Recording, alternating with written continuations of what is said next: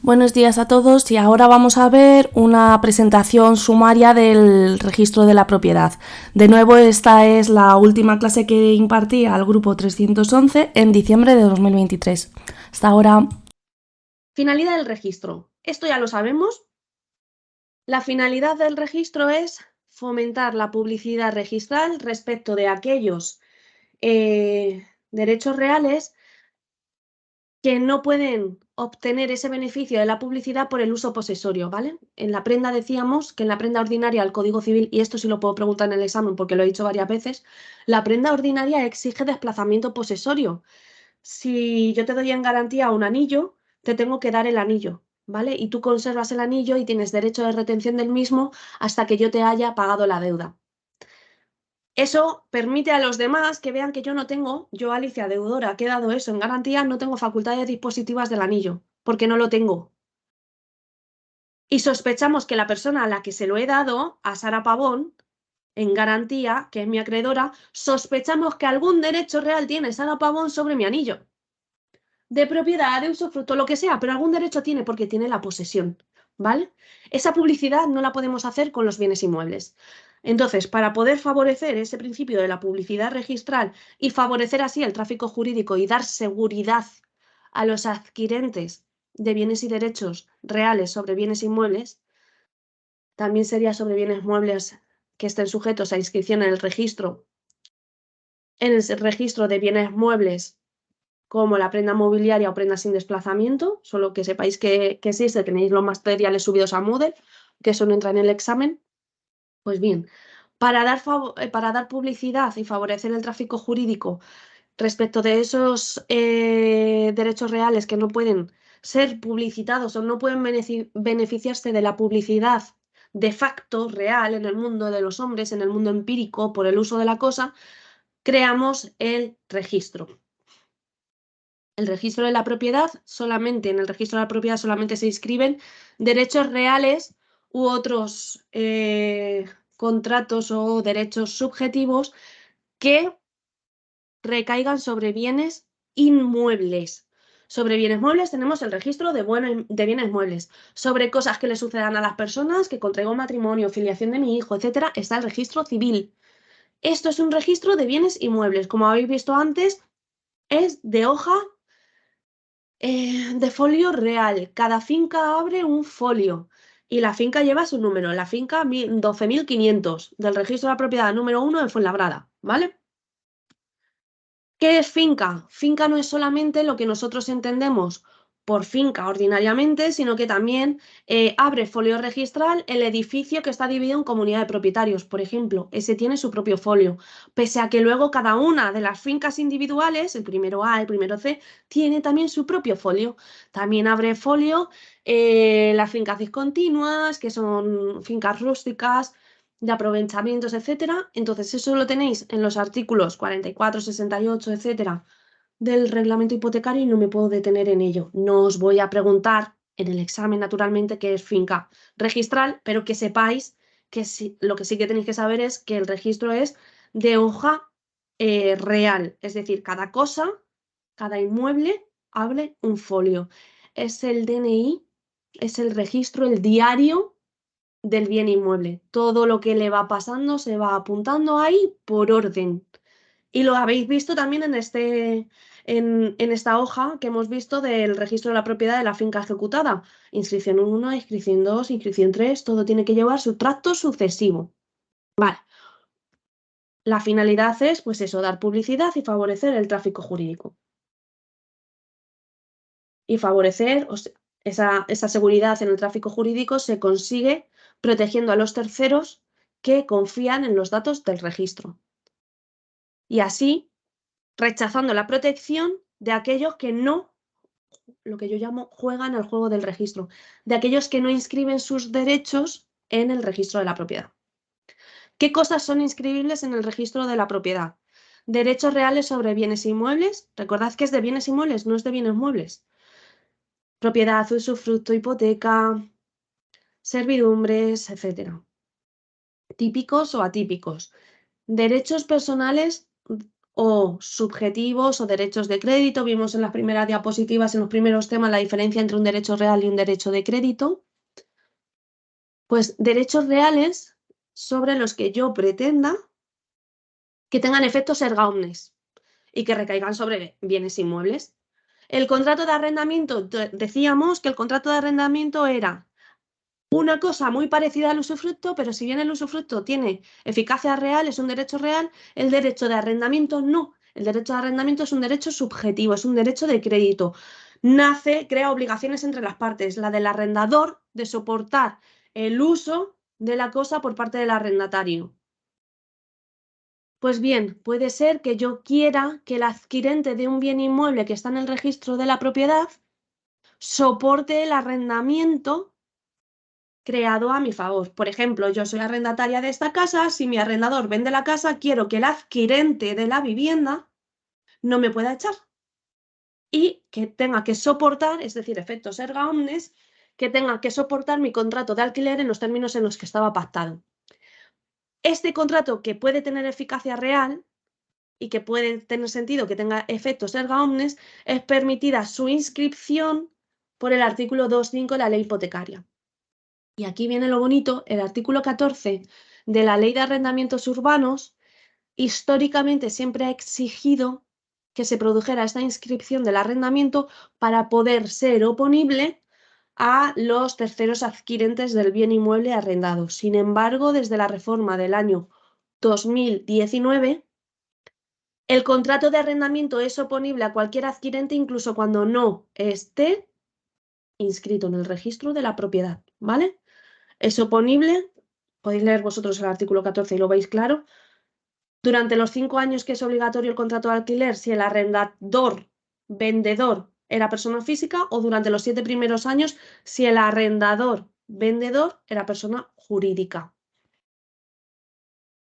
Se pueden inscribir, no son inscribibles, esto es importante, los derechos reales que cuentan con publicidad legal. Por ejemplo, el derecho de retracto legal de 9 días entre los copropietarios. El derecho de retracto legal, pese a que no nos haya dado tiempo a llegar a esos derechos de adquisición preferente, ya nos referimos a ello viendo la comunidad de bienes.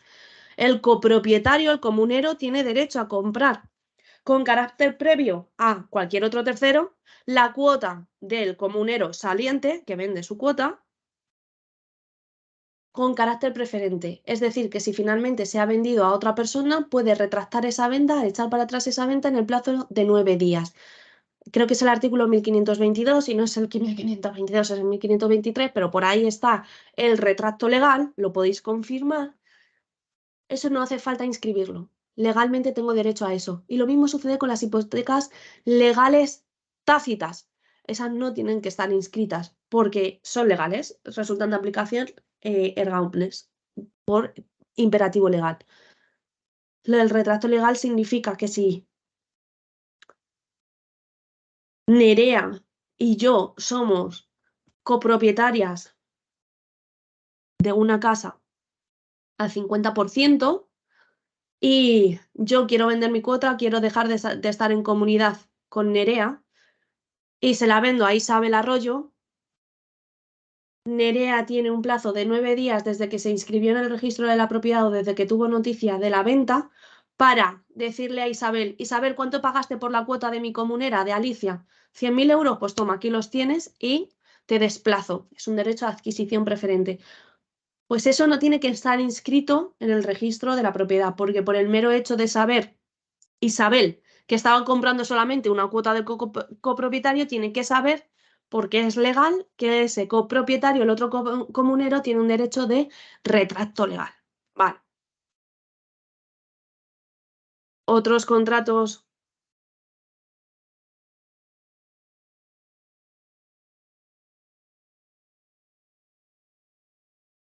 Sí, el derecho de retracto legal prima.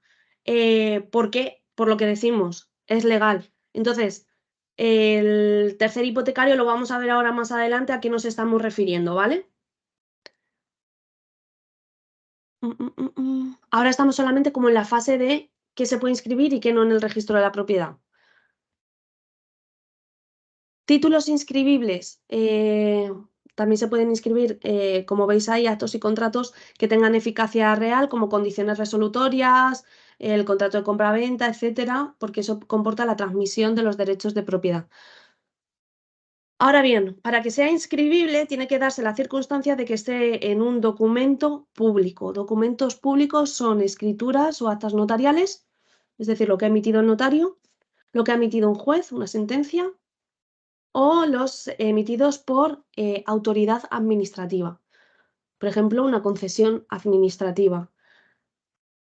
Que Nerea y yo queremos dividir la cosa común y no nos ponemos de acuerdo. Por ejemplo, somos herederas, coherederas de algo y solicitamos la división judicial de la herencia. La sentencia en la que se divida los bienes y se me atribuye a mí una cosa y a ella otra, esa sentencia es título ejecutivo, esa sentencia es documento público y eso puede acceder al registro de la propiedad. Si Nerea y yo, si yo le vendo a Nerea la casa en el salón de casa mediante un documento privado entre nosotras, ella no puede ir al registro de la propiedad con ese documento privado a inscribir nada porque le va a decir el registrador, no, no, no, no, tienes que haber pasado por el notario, esto tiene que estar elevado a escritura pública. Por lo tanto, solamente la escritura pública va a ser inscribible en el registro de la propiedad. Ahora vamos a ver los principios registrales. Estos materiales tienen efectos sustantivos, en distintos manuales se organiza de una forma u otra, yo lo explico de esta forma, pero vamos, creo que no es fácil de entender que los principios formales son de funcionamiento del registro y los materiales son efectos de las inscripciones en el registro, ¿vale? El principio de rogación, igual que el de justicia rogada, rogación, chichi, pensad así. Rogación es rogar algo. Las inscripciones se tienen que realizar a instancia de parte, salvo algunas excepciones que las tenéis, perdón, en el artículo 140 del reglamento hipotecario, en el que, perdón, en el artículo 422 del reglamento hipotecario que se pueden realizar de oficio. Esto significa que es el interesado en inscribir en el registro el que tiene que tomarse la molestia y pagar los gastos registrales de inscribir, que la inscripción no es obligatoria sino potestativa, es decir, que puedes o no inscribir. Ahora bien, si no inscribes no te va a proteger el registro de la propiedad. Y que puedes desistir de una inscripción iniciada. Si desistes de una inscripción iniciada solamente será válida si no perjudica a terceros. ¿Quién tiene legitimación para inscribir? El adquirente del derecho. En el caso de la hipoteca, el adquirente del derecho es el acreedor hipotecario que recibe el derecho real de garantía hipoteca. En el contrato de compraventa es el comprador. En el contrato de donaciones, el donatario al que se le dona la cosa, ¿vale? El transmitente del derecho podría ser en el contrato de compraventa el vendedor, que quiera por lo que sea dejar de aparecer ahí como propietario de esa cosa. El interesado en asegurar un derecho o sus representantes, los representantes de los anteriores, si fueran menores, por ejemplo, si fueran unas personas que necesitan apoyos representativos. La presentación del documento abre o provoca un asiento, no vamos a ver las clases de asientos, provoca un asiento que se llama asiento, pero esto sí que entra, ¿vale? Asiento provisional de presentación. Ese es el primerísimo. Ese asiento provisional de presentación provoca un bloqueo del registro de la propiedad durante los 60 días naturales siguientes a su presentación para respetar el tracto sucesivo. Una vez que se abre ese, vamos a ver en el siguiente punto cuáles son estos efectos, una vez que se abre ese asiento de presentación, comienza el plazo de calificación registral. La calificación registral es el procedimiento por el cual el registrador de la propiedad evalúa si eso merece ser inscrito en el registro de la propiedad o no. Esa calificación es de formalidades externas. Si hemos dicho que la casa tiene una cabida, una extensión de 60 metros cuadrados, el registrador de la propiedad no va a evaluar si mide efectivamente 60 metros cuadrados. No va a ir con el metro allí a ver si eso es así o no. Tampoco va a evaluar si el contrato de compraventa se produjo con toda la validez material necesaria. Es decir, si el consentimiento prestado por el adquirente o por el vendedor era válido. Si el adquirente cuando fue al notario, perdón, si el vendedor cuando fue al notario lo vendió porque le estaban apuntando a punta de pistola. Presume que todo lo que ha pasado por una escritura pública o por un documento público es formal. Entonces va a evaluar esas formalidades. También hace el control previo de validez de las cláusulas abusivas y esto también lo tiene que hacer el notario. Entonces, si comprueba o verifica que todos los datos son correctos, entonces la calificación será positiva, aprobado, y se inscribe. Si la calificación es negativa, se rechaza o se rechaza la inscripción de determinadas cláusulas, las abusivas, ¿vale? Frente a esa calificación, cabe recurso contra la Dirección General de Seguridad Jurídica y Fe Pública, que antes se llamaba Dirección General de los Registros y del Notariado, por si lo veis así en algo que leáis, es lo mismo, solo que le cambiaron el nombre hace poco. Y en última instancia, recurso judicial. Por lo tanto, la inscripción en el registro de la propiedad no convalida títulos, es decir, que si yo luego alego que di el consentimiento viciado por error, vicio o por intimidación, dolo o violencia, el hecho de que se haya inscrito no lo convalida. Todavía podré impugnar y solicitar la nulidad, que tendrá que ir acompañada necesariamente de la nulidad. Tendré que acumular la nulidad del título de compraventa y la nulidad de la inscripción, ¿vale? En el registro de la propiedad. Esa fase de calificación tiene una duración de 15 días, pero la Dirección General de Seguridad Jurídica y Fe Pública puede ampliarlo por solicitud del registrador a 30 días y como máximo, es decir, que lo puede ampliar muchísimo, durante la vigencia del asiento provisional de presentación, es decir, como máximo 60 días. Perdón, ¿qué me ha pasado? ¡Ay, ay, ay, para!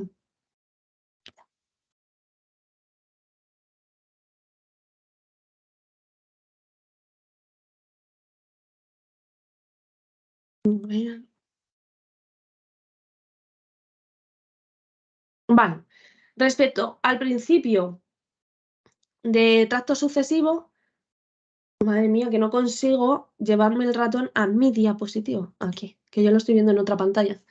Respecto al principio de tracto sucesivo, es lo que os decía, vosotros sois de la generación del blockchain, así que lo tenéis claro. Cada una de las inscripciones que se realicen en el registro tiene que venir amparada o validada por una previa. Es decir, una persona solamente va a poder inscribir que ha adquirido el derecho de propiedad de una finca de otra si esa otra aparecía como propietaria en el registro de la propiedad. Ahí tenéis un ejemplo, así que no me detengo porque creo que es claro.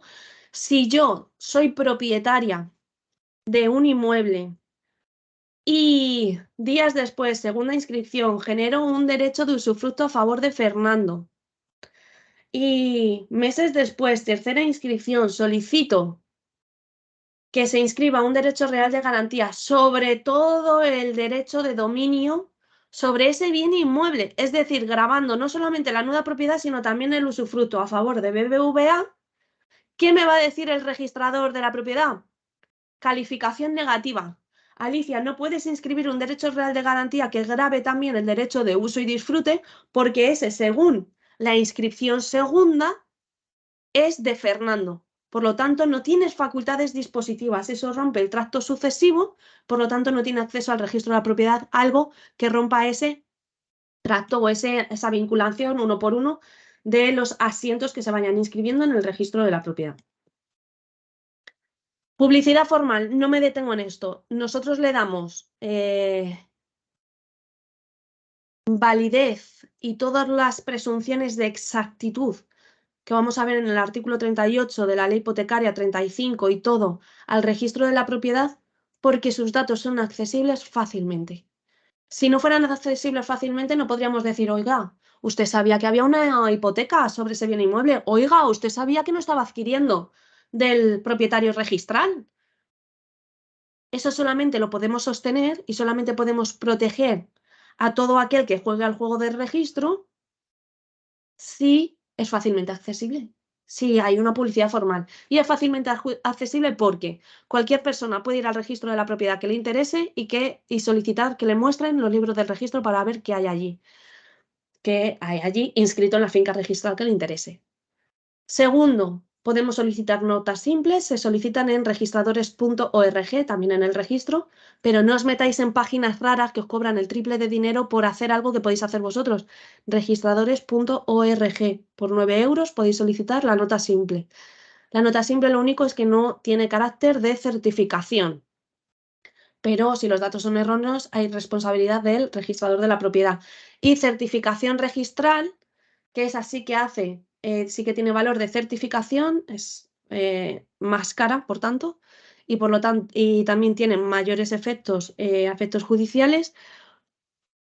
Pero lo interesante de esta certificación es que puedes pedir una certificación continuada, de forma que te vayan avisando de las inscripciones que se produzcan o no en los 30 días naturales siguientes a la solicitud. Paso a la siguiente.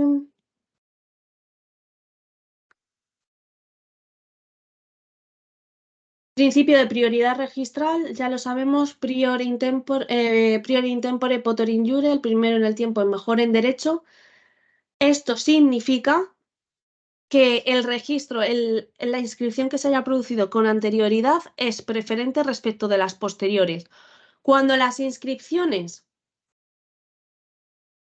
y por eso lo que os decía, por eso el asiento de inscripción provisional, el asiento de presentación provisional bloquea las inscripciones que sean contradictorias durante 60 días hasta en tanto no se haya realizado la calificación registral y durante 60 días en todo caso, para respetar ese principio de prioridad temporal. Esto tiene que ser, pues como decimos, como en blockchain, por orden todo.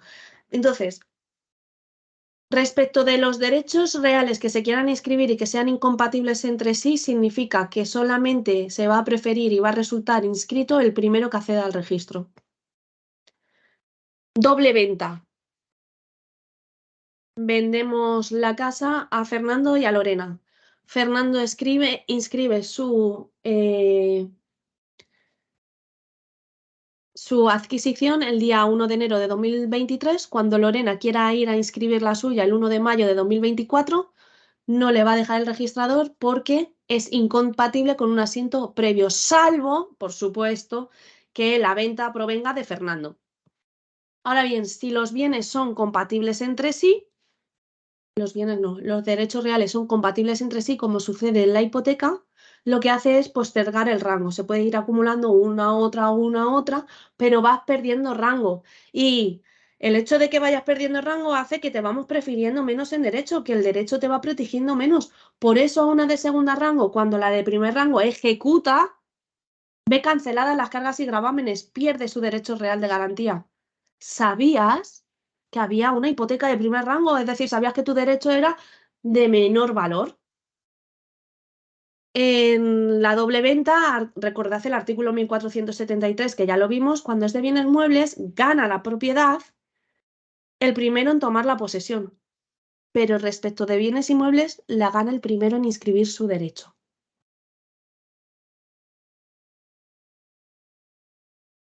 Otro de los... Y empiezo a estar fuera, lo siento chicos. Principios registrales que vienen amparados por esa legitimación registral o por esa publicidad registral es que vamos, para fomentar el tráfico jurídico y dar confianza a los datos que se registran en el registro, es que vamos a presumir la exactitud de los datos que constan en el registro. Vamos a realizar determinadas presunciones que las tenéis en el artículo 38 para favorecer la confianza en los datos del registro y así en el tráfico jurídico. Primero, presumimos que el derecho real existe.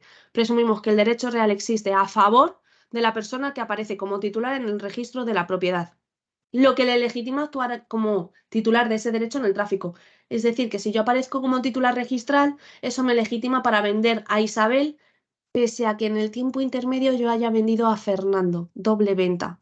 Lo único que pasará es que si Isabel inscribe mientras Fernando no había inscrito, va a ser una tercera hipotecaria siempre que haya sido por precio, tercer hipotecario de buena fe y la vamos a proteger.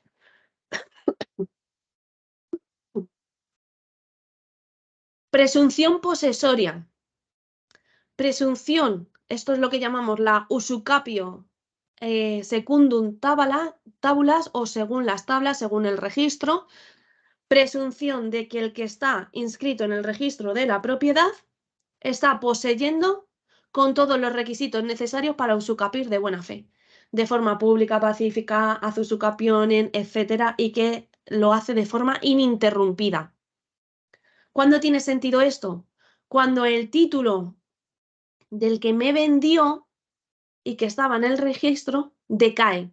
Decae porque aquel al que se le vendió ha impugnado el consentimiento que prestó, se ha verificado que era menor de edad y que no tenía facultades para disponer de eso, etc. Entonces, cuando finalmente mi adquisición ha sido a un non dominus, pero era alguien que estaba allí en el registro y consta mi derecho inscrito en el registro de la propiedad, se entiende que estoy usucapiendo. Perdón, que no estaba en el registro de la propiedad. Perdón, que no estaba en el registro de la propiedad, porque si no estaría protegido por el artículo 34 de la ley hipotecaria y por lo tanto no tiene que usucapir. ¿En qué supuestos pasa eso? He adquirido de alguien que no había inscrito o he adquirido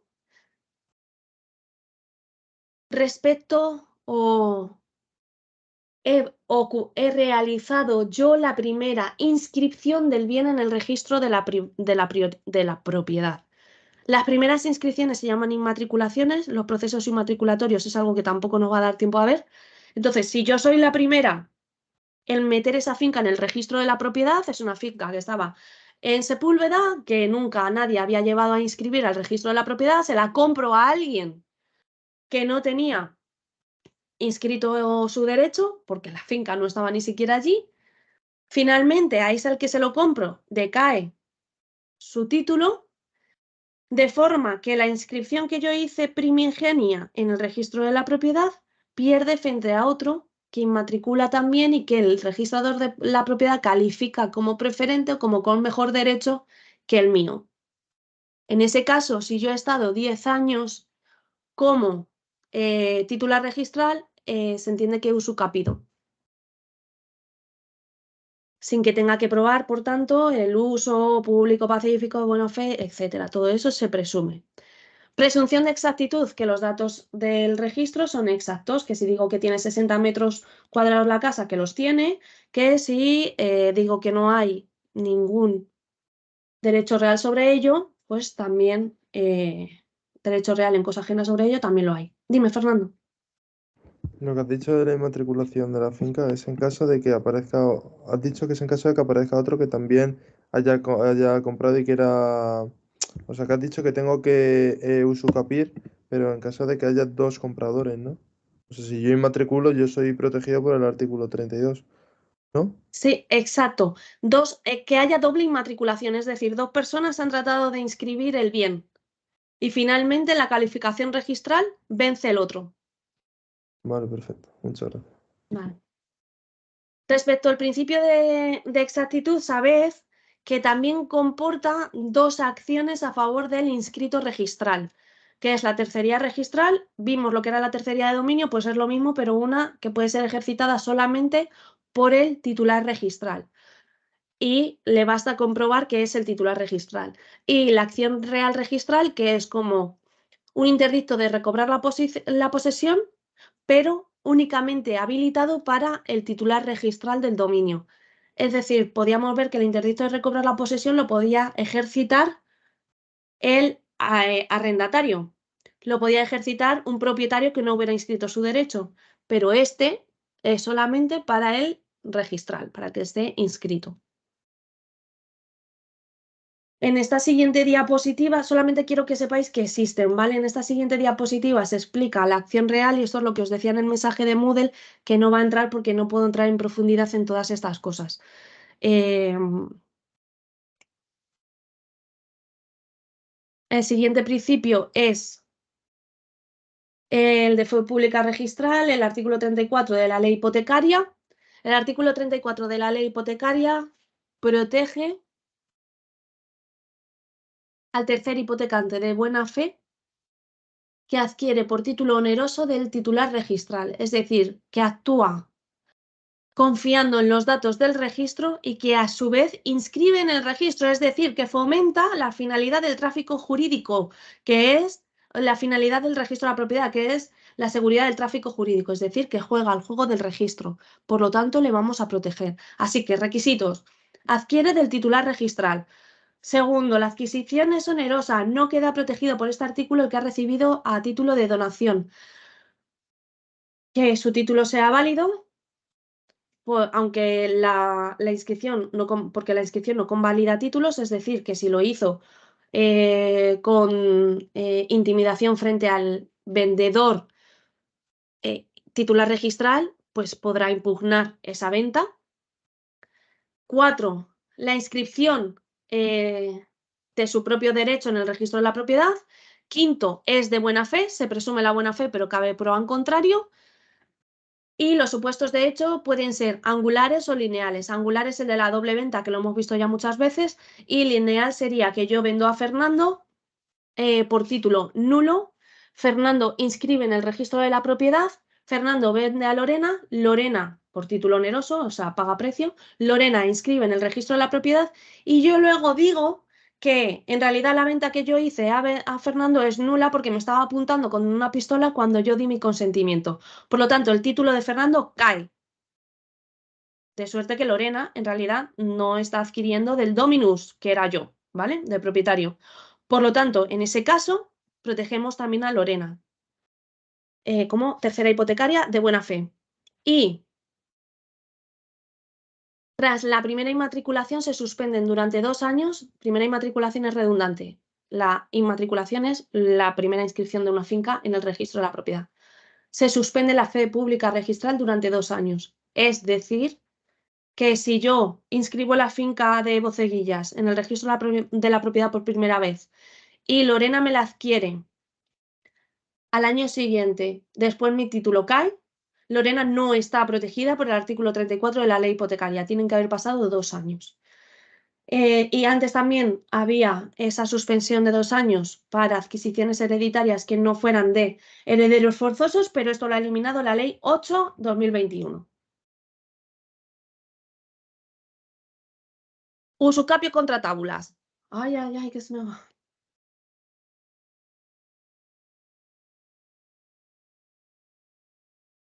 Vale, cuando la usucapión es contra el titular inscrito, resultan de aplicación las reglas ordinarias del registro, o sea, perdón, las reglas ordinarias de la usucapio. Es decir, que si yo aparezco como titular registral y hay una persona que está a título de usucapiente durante 30 años, a los 30 años, por más que yo esté como titular registral, usucape contra mí.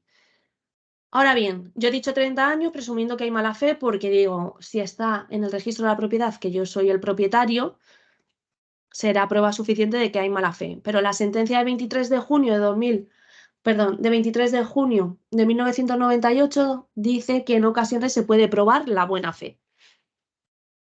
Ahora doy un salto hasta el último punto, usucapio comenzada no consumada de 1 año. Es decir, alguien está usucapiendo contra mí. Aquí metemos ya un tercero, a diferencia del primer punto de la diapositiva, metemos a un tercero. Alguien está usucapiendo contra mí. Pongamos que era por plazo de 30 años porque por lo que fuera era de mala fe.